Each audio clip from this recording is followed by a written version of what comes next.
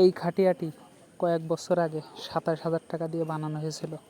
এই দুটো কলমের উপর ভিত্তি করেই মূলত প্রথম তলার ছাদ দেওয়া হয়েছিল। মসজিদের দক্ষিণ সাইডে একটি পুকুর রয়েছে এবং এইখানে মসজিদের একেবারে সামনে একটি বকুল ফুল গাছ রয়েছে।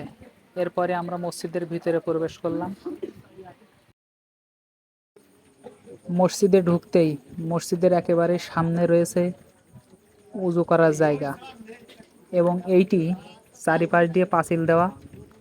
এর কারণ হলো এইখানে অনেক সময় ছাগল ঢুকে জায়গাটি নষ্ট করে এবং এইখানে যে ট্যাপগুলো রয়েছে সেগুলো অনেক সময় বাচ্চারা খেলা করতে করতে টান দিয়ে ভেঙে ফেলে।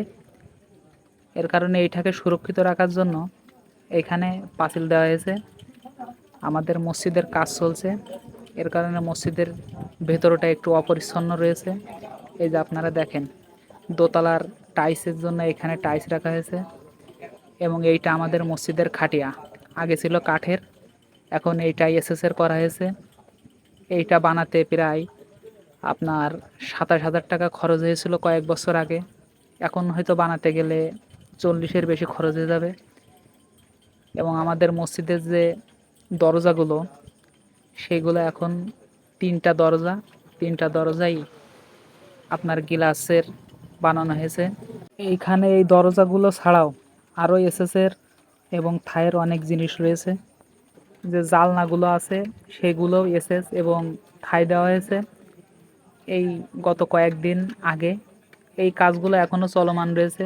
এইটা আমাদের মসজিদের কোরআন শরীফ এবং হাদিস বই রাখার স্থান, সেটাও গ্লাস দিয়ে দেওয়া হয়েছে।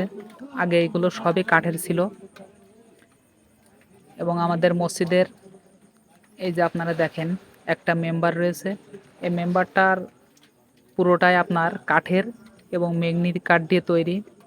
এইটার বয়স অনেক, প্রায় 15 থেকে 20 বছর বয়স হয়ে গেছে এটা। এবং আপনার মেম্বারের সাইডে এক সাইডে লেখা আছে লাল বাতি জ্বলাকালীন সময় নামাজ আদায় করবেন না, এবং অপর সাইডে লেখা আছে মসজিদে মোবাইল ফোন বন্ধ রাখুন।